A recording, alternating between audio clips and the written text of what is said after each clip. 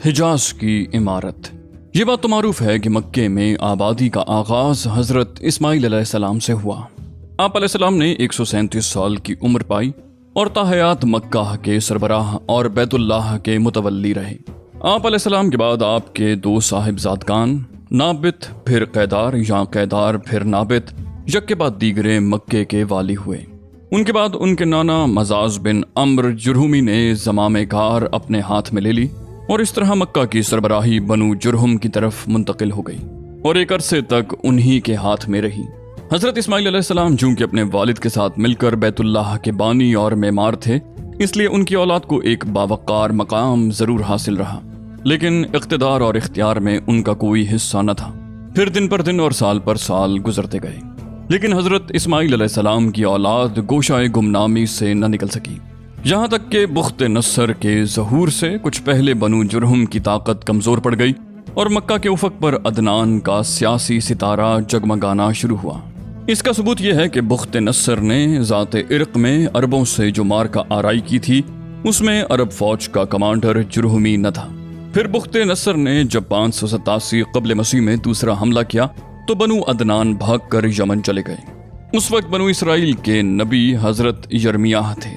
وہ عدنان کے بیٹے ماد کو اپنے ساتھ ملک شام لے گئے، اور جب بخت نصر کا زور ختم ہوا اور ماد مکہ آئے تو انہیں مکہ میں قبیلہ جرہم کا صرف ایک شخص جرشم بن جلحمہ ملا۔ ماد نے اس کی لڑکی معانہ سے شادی کی اور اسی کے وطن سے نزار پیدا ہوا۔ اس کے بعد مکے میں جرہم کی حالت خراب ہوتی گئی، انہیں تنگ دستی نے آ گھیرا۔ نتیجہ یہ ہوا کہ انہوں نے زائرین بیت اللہ پر زیادتیاں شروع کر دیں اور خانہ کعبہ کا مال کھانے سے بھی دریغ نہ کیا۔ ادھر بنو عدنان اندر ہی اندر ان کی ان حرکتوں پر کڑتے اور بھڑکتے رہے۔ اسی لیے جب بنو خزاع نے مر الزہران میں پڑاؤ کیا اور دیکھا کہ بنو عدنان بنو جرہم سے نفرت کرتے ہیں تو اس کا فائدہ اٹھاتے ہوئے ایک عدنانی قبیلے بنو بکر بن عبد مناف بن کنانہ کو ساتھ لے کر بنو جرہم کے خلاف جنگ چھیڑ دی اور انہیں مکہ سے نکال کر اقتدار پر خود قبضہ کر لیا۔ یہ واقعہ 2 صدی عیسوی کے وسط کا ہے۔ بنو جرہم نے مکہ چھوڑتے وقت زمزم کا کنواں پاٹ دیا اور اس میں کئی تاریخی چیزیں دفن کر کے اس کے نشانات بھی مٹا دیے۔ محمد ابن اسحاق کا بیان ہے کہ عمر بن حارث بن مزاز جرہمی نے خانہ کعبہ کے دونوں ہرن اور اس کے کونے میں لگا ہوا پتھر حجر اسود نکال کر زمزم کے کنویں میں دفن کر دیا اور اپنے قبیلہ بنو جرہم کو ساتھ لے کر یمن چلا گیا۔ حضرت اسماعیل علیہ السلام کا زمانہ تقریباً 2000 برس قبل مسیح ہے۔ اس حساب سے مکہ میں قبیلہ جرہم کا وجود کوئی 2100 برس تک رہا اور ان کی حکمرانی لگ بھگ 2000 برس تک رہی۔ بنو جرہم نے مکہ پر قبضہ کرنے کے بعد بنو بکر کو شامل کیے بغیر تنہا اپنی حکمرانی قائم کی۔ البتہ 3 اہم اور امتیازی مناصب ایسے تھے جو مدری قبائل کے حصے میں آئے۔ نمبر 1، حاجیوں کو عرفات سے مزدلفہ لے جانا اور یوم النفر 13 ذی الحج کو جو کہ حج کے سلسلے کا آخری دن ہے، منا سے روانگی کا پروانہ دینا۔ یہ اعزاز الیاس بن مدر کے خاندان بنو غوث بن مرہ کو حاصل تھا جو صوفہ کہلاتے تھے۔ اس اعزاز کی توضیح یہ ہے کہ 13 ذی الحج کو حاجی کنکری نہ مار سکتے تھے جب تک کہ پہلے صوفہ کا ایک آدمی کنکری نہ مار لیتا، پھر حاجی کنکری مار کر فارغ ہوتے اور منا سے روانگی کا ارادہ کرتے تو صوفہ کے لوگ منا کی واحد گزرگاہ عقبہ کے دونوں جانب گھیرا ڈال کر کھڑے ہو جاتے اور جب تک خود گزر نہ لیتے کسی کو گزرنے نہ دیتے۔ ان کے گزر لینے کے بعد بقیہ لوگوں کے لیے راستہ خالی ہو جاتا۔ جب صوفہ ختم ہو گئے تو یہ اعزاز بنو تمیم کے ایک خاندان بنو سعد بن زید منات کی طرف منتقل ہو گیا۔ نمبر 2، 10 ذی الحج کی صبح کو مزدلفہ سے منا کی جانب افادہ یعنی روانگی، یہ اعزاز بنو عدوان کو حاصل تھا۔ نمبر 3، حرام مہینوں کو آگے پیچھے کرنا، یہ اعزاز بنو کنانہ کی ایک شاخ بنو تمیم بن عدی کو حاصل تھا۔ مکہ پر بنو خزاع کا اقتدار کوئی 300 برس تک قائم رہا اور یہی زمانہ تھا جب عدنانی قبائل مکہ اور حجاز سے نکل کر نجد، اطراف عراق اور بحرین وغیرہ میں پھیلے اور مکہ کی اطراف میں صرف قریش کی چند شاخیں باقی رہیں جو خانہ بدوش تھیں۔ ان کی الگ الگ ٹولیاں تھیں اور بنو کنانہ میں ان کے چند متفرق گھرانے تھے، مگر مکہ کی حکومت اور بیت اللہ کی تولیت میں ان کا کوئی حصہ نہ تھا، یہاں تک کہ قصی بن کلاب کا ظہور ہوا۔ قصی کے متعلق بتایا جاتا ہے کہ وہ ابھی گود ہی میں تھا کہ اس کے والد کا انتقال ہو گیا۔ اس کے بعد اس کی والدہ نے بنو عزرہ کے ایک شخص ربیہ بن حرام سے شادی کر لی۔ یہ قبیلہ چونکہ ملک شام کے اطراف میں رہتا تھا، اسی لیے قصی کی والدہ وہیں چلی گئیں اور وہ قصی کو بھی اپنے ساتھ لیتی گئیں۔ جب قصی جوان ہوا تو مکہ واپس آیا۔ اس وقت مکہ کا والی حلیل بن جشیہ خزائی تھا۔ قصی نے اس کے پاس اس کی بیٹی حبی سے نکاح کے لیے پیغام بھیجا۔ حلیل نے منظور کر لیا اور شادی کر دی۔ اس کے بعد جب حلیل کا انتقال ہوا تو مکہ اور بیت اللہ کی تولیت کے لیے خزاع اور قریش کے درمیان جنگ ہوئی، اور اس کے نتیجے میں مکہ اور بیت اللہ پر قصی کا اقتدار قائم ہو گیا۔ جنگ کا سبب کیا تھا، اس بارے میں 3 بیانات ملتے ہیں۔ ایک یہ کہ جب قصی کی اولاد خوب پھل پھول گئی، اس کے پاس دولت کی بھی فراوانی ہو گئی اور اس کا وقار بھی بڑھ گیا، اور ادھر حلیل کا انتقال ہو گیا تو قصی نے محسوس کیا کہ اب بنو خزاع اور بنو بکر کی بجائے کعبہ کی تولیت اور مکہ کی حکومت کا کہیں زیادہ حقدار ہوں۔ اسے یہ احساس بھی تھا کہ قریش خالص اسماعیلی عرب ہیں اور بقیہ آل اسماعیل کے سردار بھی ہیں، لہٰذا سربراہی کے مستحق وہی ہیں۔ چنانچہ اس نے قریش اور بنو خزاع کے کچھ لوگوں سے گفتگو کی کہ کیوں نہ بنو خزاع اور بنو بکر کو مکے سے نکال باہر کیا جائے۔ ان لوگوں نے اس کی رائے سے اتفاق کیا۔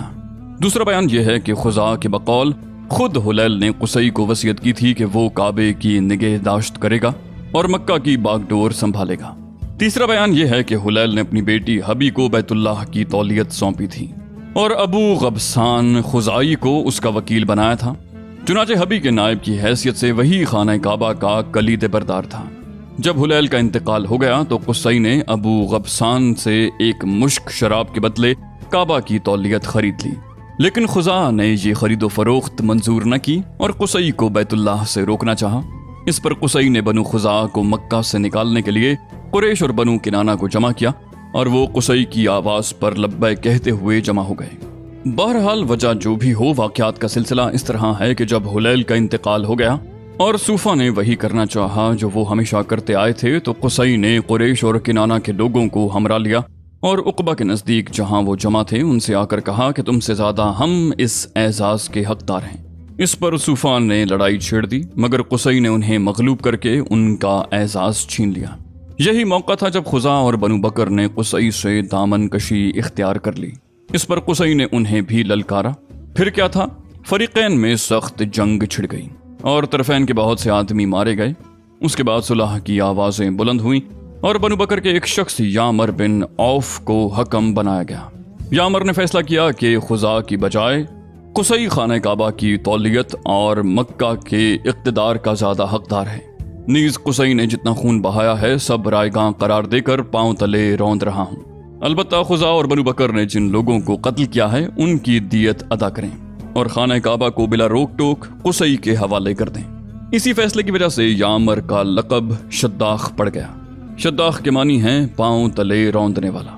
اس فیصلے کے نتیجے میں قصی اور قریش کو مکہ پر مکمل نفوذ اور سیادت حاصل ہو گئی اور قصی بیت اللہ کا دینی سربراہ بن گیا، جس کی زیارت کے لیے عرب کے گوشے گوشے سے آنے والوں کا تانتا بندھا رہتا تھا۔ مکہ پر قصی کے تسلط کا یہ واقعہ 5ویں صدی عیسوی کے وسط یعنی 440 عیسوی کا ہے۔ قصی نے مکہ کا بندوبست اس طرح کیا کہ قریش کو اطراف مکہ سے بلا کر پورا شہر ان پر تقسیم کر دیا اور ہر خاندان کی بودباش کا ٹھکانہ مقرر کر دیا۔ البتہ مہینے آگے پیچھے کرنے والوں کو نیز آل صفوان، بنو عدوان اور بنو مرہ بن عوف کو ان کے مناصب پر برقرار رکھا، کیونکہ قصی سمجھتا تھا کہ یہ بھی دین ہے جس میں رد و بدل کرنا درست نہیں۔ قصی کا ایک کارنامہ یہ بھی ہے کہ اس نے حرم کعبہ کے شمال میں دار الندوہ تعمیر کیا۔ اس کا دروازہ مسجد کی طرف تھا۔ دار الندوہ در حقیقت قریش کی پارلیمنٹ تھی، جہاں تمام بڑے بڑے اور اہم معاملات کے فیصلے ہوتے تھے۔ قریش پر دار الندوہ کے بڑے احسانات ہیں، کیونکہ یہ ان کی وحدت کا ضامن تھا اور یہیں ان کے الجھے ہوئے مسائل بحسن خوبی طے ہوتے تھے۔ قصی کو سربراہی اور عظمت کے حسب ذیل مظاہر حاصل تھے۔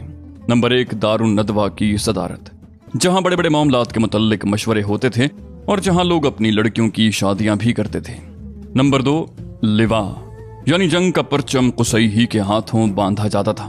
نمبر 3، حجابت، یعنی خانہ کعبہ کی پاسبانی۔ اس کا مطلب یہ ہے کہ خانہ کعبہ کا دروازہ قصی ہی کھولتا تھا اور وہی خانہ کعبہ کی خدمت اور کلید برداری کا کام انجام دیتا تھا۔ نمبر 4، سقایا، یعنی پانی پلانا۔ اس کی صورت یہ تھی کہ کچھ حوض میں حاجیوں کے لیے پانی بھر دیا جاتا تھا और उसमें कुछ खजूर और किशमिश डालकर उसे शीरी बना दिया जाता। जब हुज्जाज मक्का आते तो उसे पीते। नंबर 5, रिफादा यानी हाजियों की मेजबानी। इसके मानी ये हैं कि हाजियों के लिए बतौर ज़ियाफत खाना तैयार किया जाता था। इस मकसद के लिए कुसई ने कुरैश पर एक खास रकम मुकर्रर कर रखी थी जो मौसम हज में कुसई के पास जमा की जाती थी। कुसई उस रकम से हाजियों के लिए खाना तैयार कराता था। जो लोग तंगदस्त होते या जिनके पास तोशा न होता वो यही खाना खाते। ये सारे मनासिब कुसई को हासिल थे। कुसई का पहला बेटा अब्दुद्दार था, मगर उसकी बजाय दूसरा बेटा अब्द मनाफ कुसई की जिंदगी ही में शर्फ व सियादत के मकाम पर पहुंच गया। इसलिए कुसई ने अब्दुद्दार से कहा कि ये लोग अगरचे शर्फ व सियादत में तुम पर बाजी ले जा चुके हैं, मगर मैं तुम्हें इनके हम पल्ला करके रहूंगा। चुनाचे कुसई ने अपने सारे मनासिब और एजाजात की वसीयत अब्दुद्दार के लिए कर दी, यानी दारुन नदवा की रियासत, खाना काबा की हिजाबत, लिवा, सिकायत और रिफादा सब कुछ अब्दुद्दार को दे दिया। क्योंकि किसी काम में कुसई की मुखालिफत नहीं की जाती थी और ना उसकी कोई बात मुस्तरद की जाती थी, बल्कि उसका हर इक़दाम उसकी जिंदगी में भी और उसकी मौत के बाद भी वाजिबुल इत्तिबाए दीन समझा जाता था। इसलिए उसकी वफात के बाद उसके बेटों ने किसी नज़ा के बगैर उसकी वसीयत कायम रखी। लेकिन जब अब्द मनाफ की वफात हो गई तो उसके बेटों का इन मनासिब के सिलसिले में अपने चचेरे भाइयों यानी अब्दुद्दार की औलाद से झगड़ा हुआ। इसके नतीजे में कुरैश 2 गिरोहों में बट गए और करीब था कि दोनों में जंग हो जाती, मगर फिर उन्होंने सुलह की आवाज बुलंद की और इन मनासिब को बाहम तकसीम कर लिया। चुनाचे सिकायत और रिफादा के मनासिब बनु अब्द मनाफ को दिए गए और दारुन नदवा की सरबराही, लिवा और हिजाबत बनु अब्दुद्दार के हाथ में रही।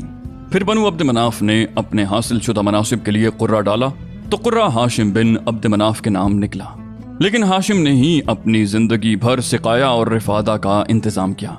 अलबत्ता जब हाशिम का इंतकाल हुआ तो उनके भाई मुत्तलिब ने उनकी जानशीनी की, मगर मुत्तलिब के बाद उनके भतीजे अब्दुल मुत्तलिब बिन हाशिम ने, जो रसूलुल्लाह सल्लल्लाहु अलैहि वसल्लम के दादा थे, उन्होंने ये मनसब संभाल लिया और उनके बाद उनकी औलाद उनकी जानशीन हुई। यहाँ तक कि जब इस्लाम का दौर आया तो हजरत अब्बास बिन अब्दुल मुत्तलिब इस मनसब पर फाइज थे।